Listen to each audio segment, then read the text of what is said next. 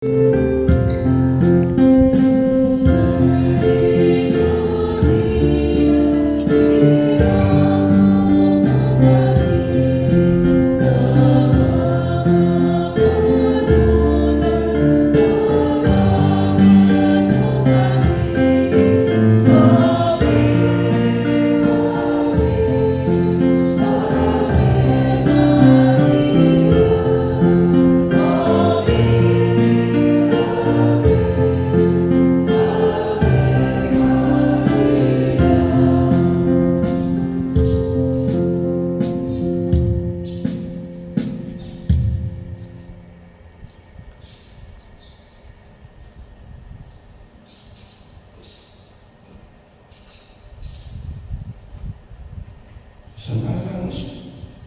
ngalan sa Ama, o sa Anak, o sa Espiritu Santo.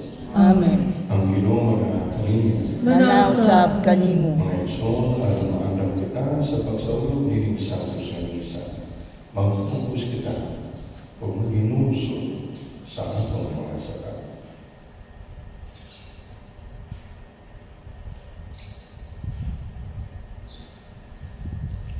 Nagakumpisa ako sa Diyos na magkakaroon sa tanan. O kaninyo mga igsoon, kay natalapat akong kaguyamo sa unang-una sa pulong o sa buhay, o sa wala pagbuhat sa kinahanglang buhaton. Kaya akong sala, akong dakong sala. Busa na ngamuyo ako kang Santa Maria nga kanunay ulay, o sa tanang mga anghel o mga santos, o kaninyo mga igsoon, aron ninyo akong iyampo sa Ginoo nga atong Diyos. Kaluyan na kita sa Diyos, magpagalaw mo sa tanan, o pasayalugod sa atong mga sala. Dahil kita niya, nandito sa kinabuning dayon. Amen. Ginoo, kaluy kami. Ginoo, kaluy kami. Kristo, kaluy kami. Kristo, kaluy kami. Ginoo, kaluy kami. Ginoo, kaluy kami. Maghampo kita. O Diyos, ang kahayag sinang kamahuran, nagatutol ka namo nga ka Kristo. Himuha nga ang mga nagasunod kaniya, magsalikway sa tanan nga subak sa Ebanghelyo. Kini ang ipangayo pinagi sa Ginoong Kristo. Imo manang muli buhay. Uman kanimo sa Espiritu Santo, Diyos na sa hangtod sa kahanturan. Amen.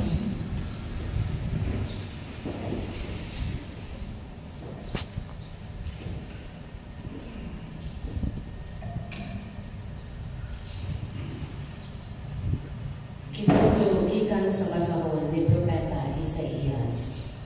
Ang Ginoo miingon, ang Assyria mao ang bunal nga ako gamiton sa pagsilot sa akong gikasukan. Ipasulong ko sa Assyria ang nasod nga wala ko ila kanako, mga tawo nga nakapasuko kanako. Gisugo ko siya sa pagpalulis ug pagyatak-yatak sa katawhan nga daw-dapog sa kadalanan. Apan may daotang laraw ang hari sa Assyria.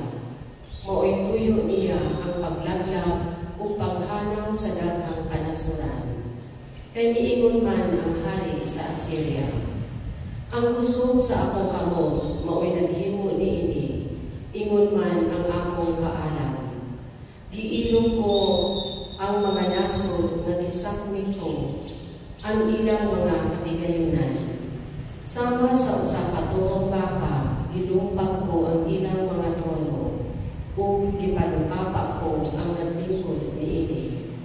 Nakablagan ko daw naan sa sala ang bahagi sa katawhan, o ingon sa mga tawo nga nanguha sa mga itlog nga gipamiyaan na. Gihipos ko ang tibuok kalibutan, o walay kuya kong dito nga may kapakapa, o minganga o mipiyak. Apan ang Ginoo miingon, manghambog ba ang wasay na labaw siya kaysa tao nga nagamit niini? Umagpagan mo ba ang gabas batok sa tao nga nagamit limapbayong bunal sa nagunit ni ini? O ang sungkod ba Hinoon ang mualsa sa tao nga nagsungkod ni ini? Ang Ginoo nga labing gamahanan, magpadalang sakit aron pagsilot sa mga mahayog lawas, diha kanila magbilaab kanunay ang kalayo. Ang pulong sa Ginoo. Salamat sa Diyos. Ang Ginoo dili ubiya sa iyang lungsod. Ang Ginoo dili ubiya sa iyang lungsod. O Ginoo, ilang iyatak-yatakan ang imong lungsod, ilang isakit ang imong kabilin, ilang ipatay ang balo ug langyaw, ilang gipuno ang ilo. Ang Ginoo dili ubiya sa iyang lungsod. Ug nagaingon sila, ang Ginoo dili makakita, ang Dios ni Jacob dili makamatngon. Sabtan ninyo kamo mga walay buot diha sa katawhan, o kamo mga buang, alos naman kamo makakaton. Ang Ginoo man ubiya sa iyang lungsod. Siya nga naghimo sa dugan, dili ba makalungog? Siya nga nagbuhat sa mata, dili ba makakita? Siya nga nagatudlo sa kanasuran, dili ba mubadlo? Siya nga naghatag sa mga tao o kahibalo. Ang Ginoo dili ubiya sa iyang lungsod. Kay ang Ginoo dili ubiya sa iyang lungsod, ni magpasagad sa iyang kapiling. Apan ang paghukom maanaan na usab uban sa kataro, ug ang tanang mga mataro ug kasing-kasing magsunod niini. Ang Ginoo dili ubiya sa iyang lungsod.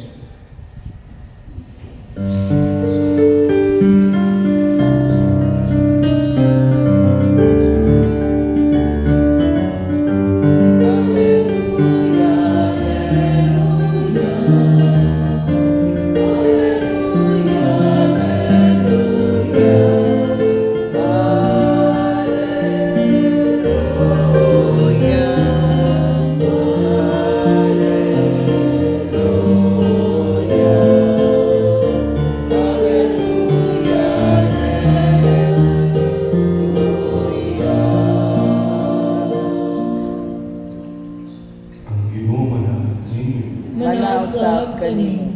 Pagbasa gikan sa Santos ni Magdalena, sumala ni San Mateo. Himayaon ikaw, O Ginoo. Unya si Jesus niyo, O Amahan, Ginoo sa langit o sa ita.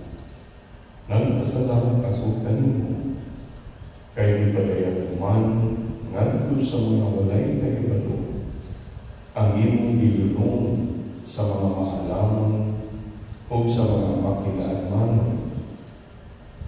O Amahan, natuman kini kay maumay imong gusto o pagko. Ang akong Amahan, naghatag ako sa tanang lupa.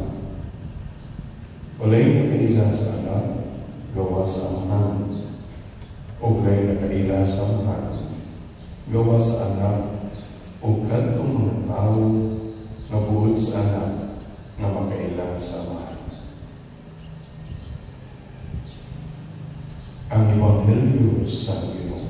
Dayon ikaw, O Kristo.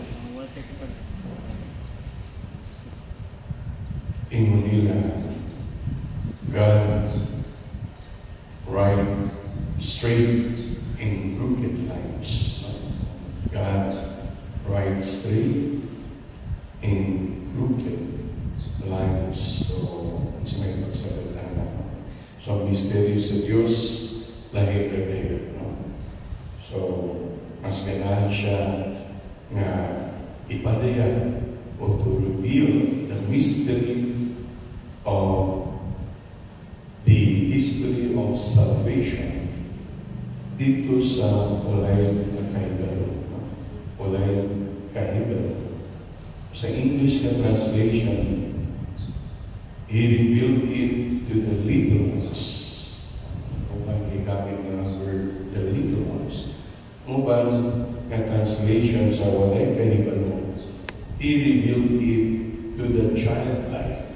To the childlike. So, like translate sa original word. So, iyan ipadayag nandito sa mga walay kahibalo.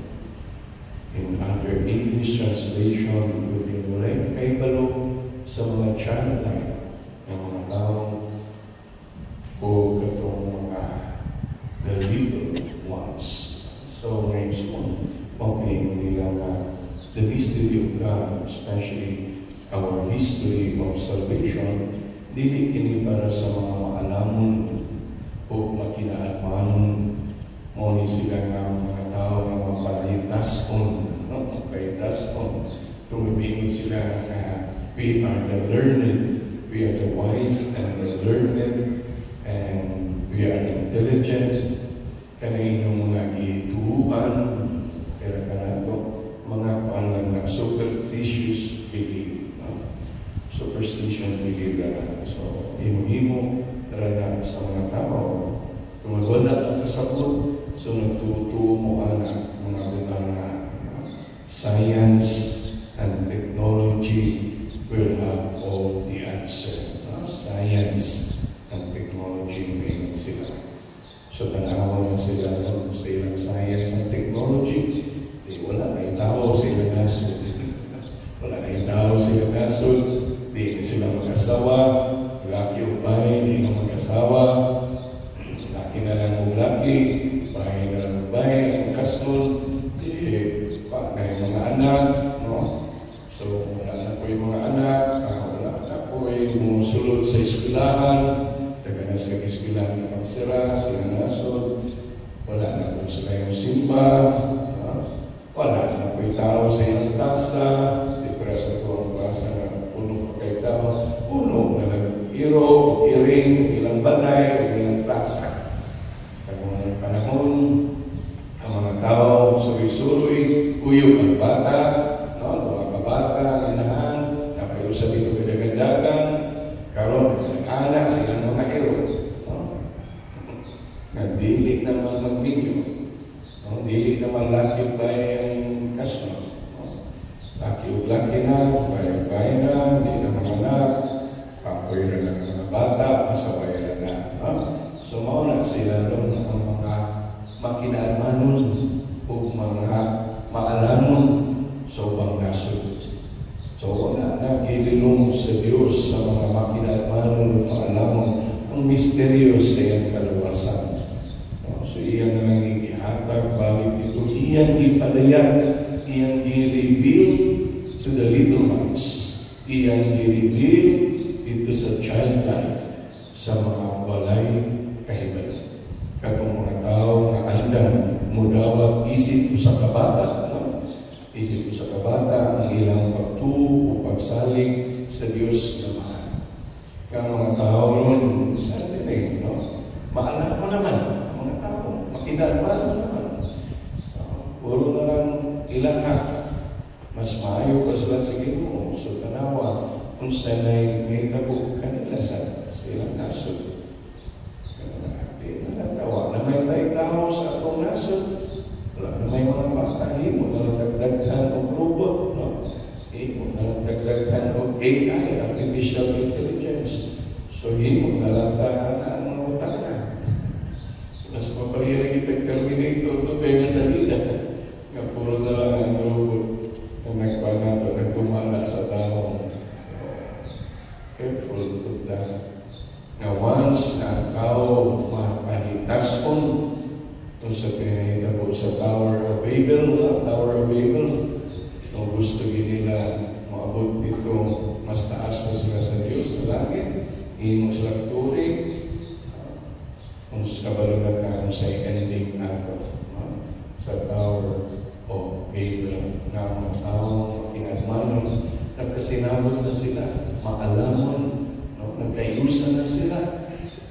Di na nato kinahanglan ng Diyos kung iyang pagbuot sa ato ang kinabuhi. This is my life. This is my choice. This is my body. ako ang magbuot. Mao na mga makinamanon o mga maalam.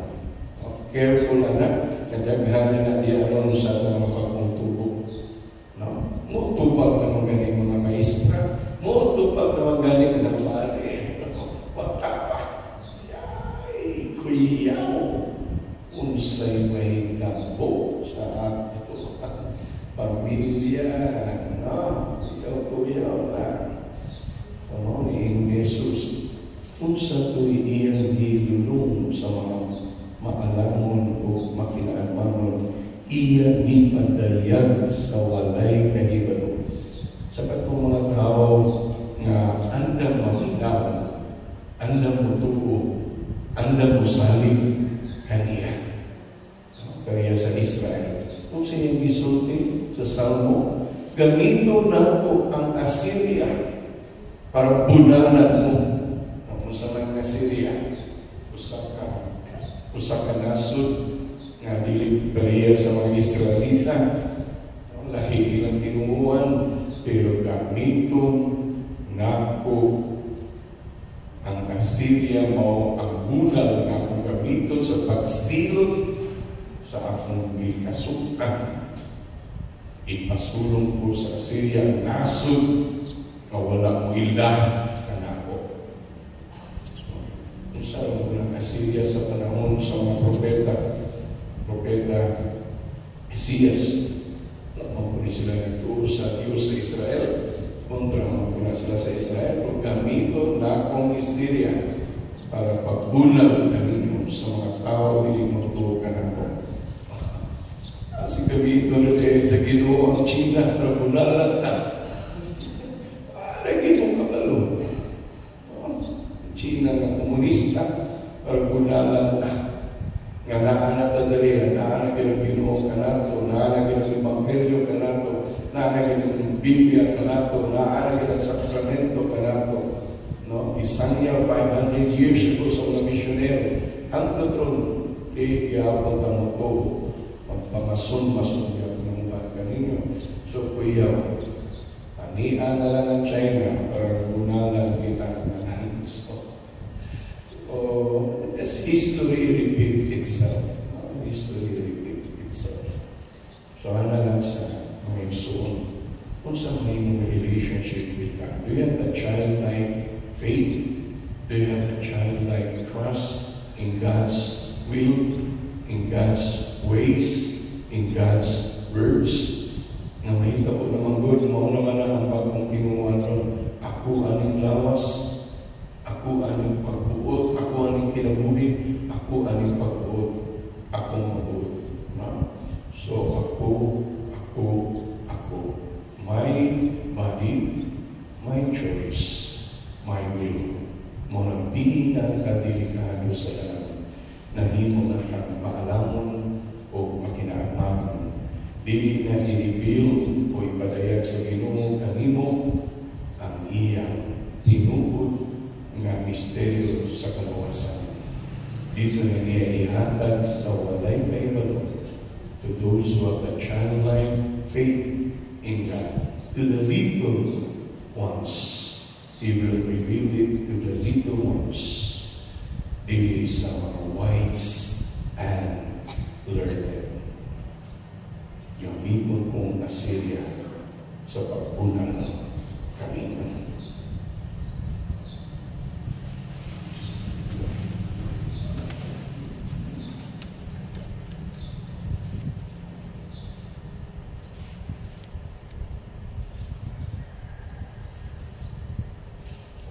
Mag-ampo kita nato sa Diyos nga pinadayag sa iyang guma alam sa mga gagmay kabataan. Mayroon kita, Amahan, panalangini kami. Amahan, panalangini kami. Nga ang simbahan, muhatag uli na ing pagtagan, alang sa mga kabos. Mag-ampo kita sa Ginoo. Amahan, panalangini kami. Nga ang mga nagulo sa gobyerno, maminaw sa mga panginahanglan, ug sa mga singgit sa ubos nga mga lungsuranon. mag-ampo kita sa Ginoo. Amahan, panalanginin kami. Nga ang mga kabataan makaila sa Dios, pinaagi sa atong mga pagpanudlo o paniginan. Mag-ampo kita sa Ginoo. Amahan, panalanginin kami. Nga ang mga masakiton makakaplag o kahupayan o kaayuhan diha sa pag-atiman o pagtagad kanila nga nag-amuma kanila. Mag-ampo kita sa Ginoo. Amahan, panalanginin kami. Nga imo tang isipon nga tapos o mapuslanon alam ka namo nga ang nalangkong Teofilo Kamumo mabayaw na ngadto sa altar sa mga santos. Mag-ampo kita sa Ginoo. Amahan, panalanginin kami. Nga ang tanan nga nangamatay makatagamtam sa tunay kalipay dito sa gingharian sa Dios. Mag-ampo kita sa Ginoo. Amahan, panalanginin kami. Ginoo, kami maalamon sa imong kinaaman ug tabangin kami sa pagsunod kanimo. Kini ang ipangayo pinaagi ni Kristo ang Ginoo. Amen.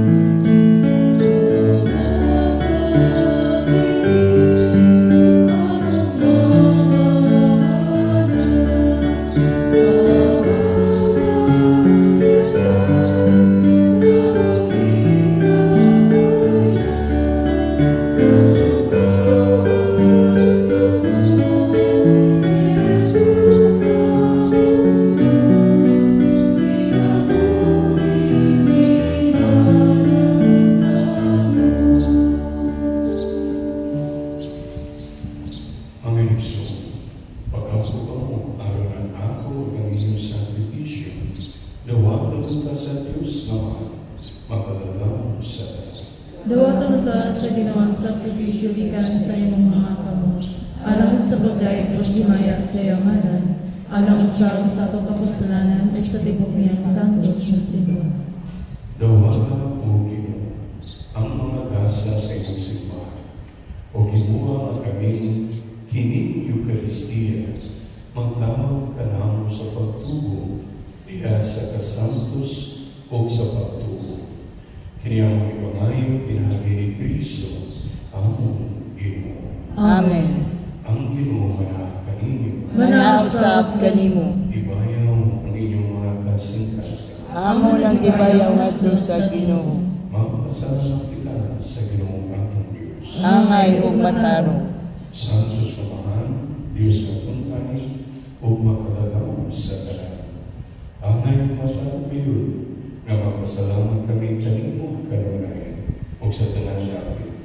Kay imong gibuhat ang tao tungod sa kaayo ug imong gisilutan tungod sa katarungan ug imong giluwas tungod sa kaluoy.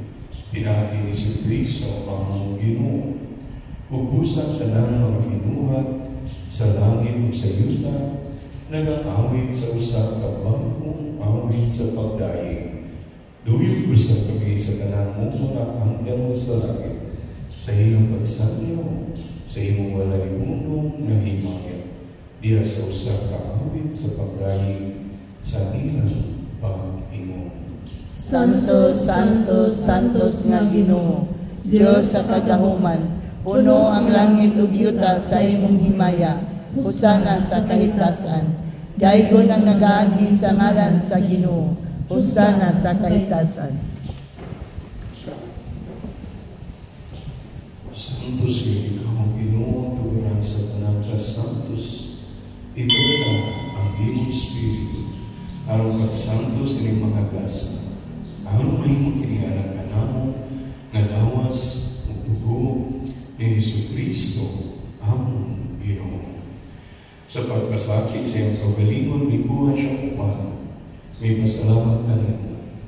Hindi ka sa mihatan hihiling ato sa mga tinunan, o may ingon. Dawata, kininimo na tanan, o kana, kay kini mao akong lawas, na itulyan, anak kaninyo.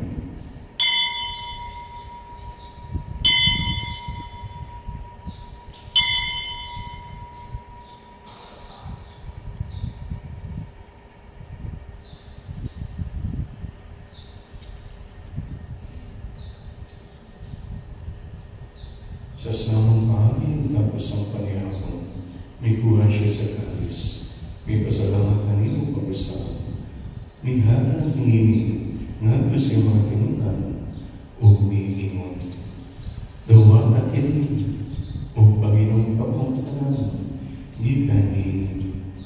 Kahit kini mawakali sa akong dugo, sa bagong tunay na kasagutan, ang dugo na yula anak kaninyo, kung alam sa tanang mga tao, aron ang mga sala, mapasakino.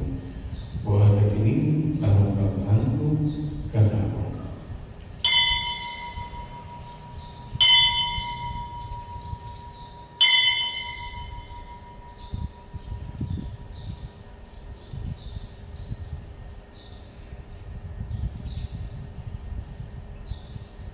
Kini ang misteryo sa pagtuo. Si Kristo namatay, si Kristo nabanhaw, si Kristo mubalik nganhi. Aron paghandong sa kamatayon o pagkabanhaw ng Jesucristo, nagahanap kami kanimo, Amahan, ninipan sa kinabuhi o halis sa kaluwasan. Nagpasalamat kami kanimo, tungod kay hindi mo kaming giisip na nayan, na matubang o maalam kanimo. Imo nga kami mga lawat sa daman sa dugo ni Kristo, magkayo sa diya sa Espiritu Santo. Tinunubig mo imo simbahan sa tibok kalibutan, imo ang mahimpit kami niya sa Guma. Uban ni Francisco mong Papa, ni Julito mong Obispo, o sa tanang mga pari.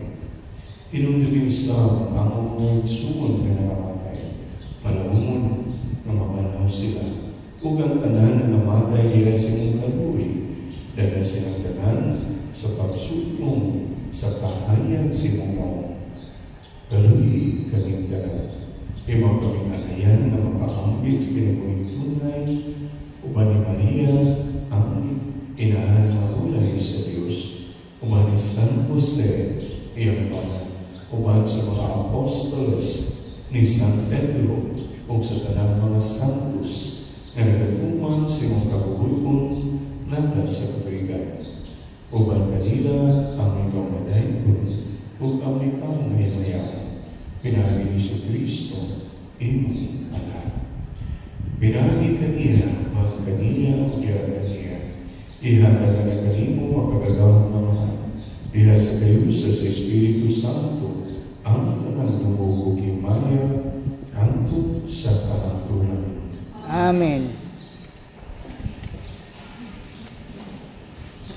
Panginoon, maghampo kita ng mga abot-unta ang ginarian sumala sa itulo kanado ni Jesus. Amahan namo nga nasa langit, pagdaygon ang imong ngalan, umabot ka namo ang imong gingharian, matuman ang imong pagbuot dinhi sa yuta mayingon sa langit. ang kalano namo sa matag adlaw, ihatag ka namo karong adlaw, ug pasayloa kami sa among mga sala. Maingon nga kapasaylo kami sa mga nakasala kanamo, ug dili mo kami tugyan sa mga panulay. Hinunua luwasa kami sa tanang dautan. Mangayo kami kanimo Ginoo nga imo kami luwason sa tanang dautan. Hatagi kami sa talinaw ining panahon. Ang tinabangan sa mga kaluoy, mahalipay kami kanunay sa sala, ug may layo sa tanang kasama. Samtang nagapaabot kami nga malaumon sa pagbalik ni Jesucristo ang Marcos. Kay mo man ang ingharian, ang gahong ug ang himaya, hangtod sa kahangturan. Ginoong Jesucristo naging ka sa iyong mga apostoles. Ang kalinaw, ibiling ko kaninyo. Ang akong kalinaw, ihatag ko kaninyo. Ayaw tanawa ang among nasala, kundi yung pagsalig sa iyong simbahan. Kung sibo sa iyong kapagutan, hatagi kami sa iyong kalinaw o kayusa. Ikaw na buhay o hari, andun sa kahaturan. Amen. Ang kalinaw sa Ginoo sa kanunay, manakanin. Manausab kanimo. Ipakita ang pag-ibig sa unay.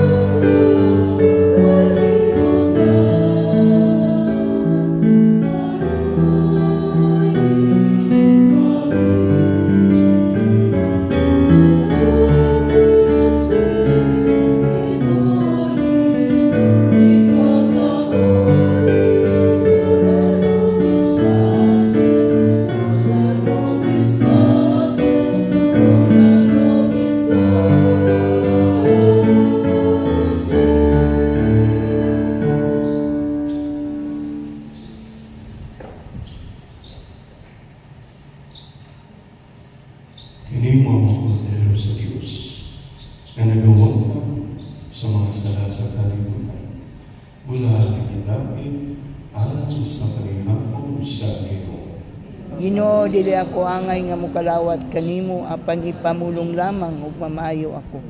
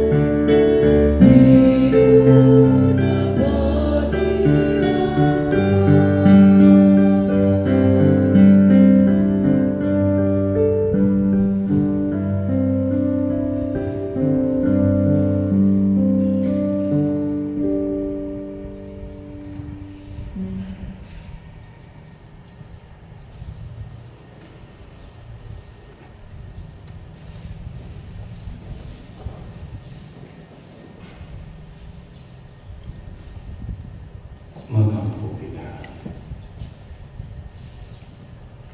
O Ginoo, pinahagin sa pagkalawat namo sa misteryo kining Eucharistia, himuang ang imong makaluwas nga gugma, magatubog kanunay dinhi kanamo.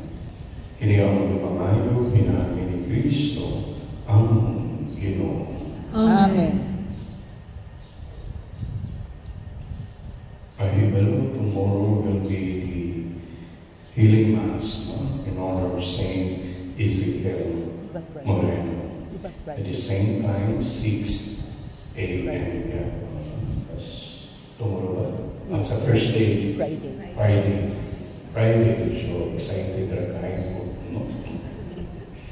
So kung kinsa po ito na imahin ni San Ezekiel, no? Dahil lang ninyo, para it will be part of the Mass also. Lugay-lugay na po, siguro wala na blisingan ka na mga imahe ni San Ezekiel Moreno. Lugay sa ding nawala na itong healing Mass in honor of Saint Ezekiel Moreno, patron saint sa mga masakitong na binagay sa cancer patient. At the same time, kung katong walay image ni San Ezekiel, marag na araw na sa mga order ng guro sa Shopee, no? Kung ipanan na ninyo, patabang mo din kang Rene sa atong secretary para maka-order kita daghan mga imahin o para mablisingan. Doon lang po kanyang fiesta. Karon sa fiesta ni San Ezekiel? August 19. So, pamalupagod sila. No? So, dul-dul na 1 month, a month from now. So, mas mayo kung naamoy plano na magka-English, tingnan na lang ninyo ang parish office na order, no? Para dito sa Manila, para ang image ng San Ezekiel Moreno. Very miraculous, ongoing gyapon, na gyapon yung mga na-receive testimony nga they were healed sa ilang mga sakit at mga malatinan through the intercession of San Ezekiel Moreno. Katungkulan ng kailan ni San Ezekiel, kinusa ka imahin diya sa likod, dari nga side, mga si San Ezekiel Moreno. Misyonero nga niagi din sa Pilipinas o din sa Negros. He was here in Negros with us. So doon kaniya kita mga Negrense. Ang Ginoo manahan kaninyo. Manahan sa kaninyo. Pagpapadalangin sa Diyos nga mapadalangin sa tanan. Amahan, ang Anak, ang Espiritu Santo. Amen. Tapos ng misa, dalang kalinaw ni Kristo. Salamat sa Diyos.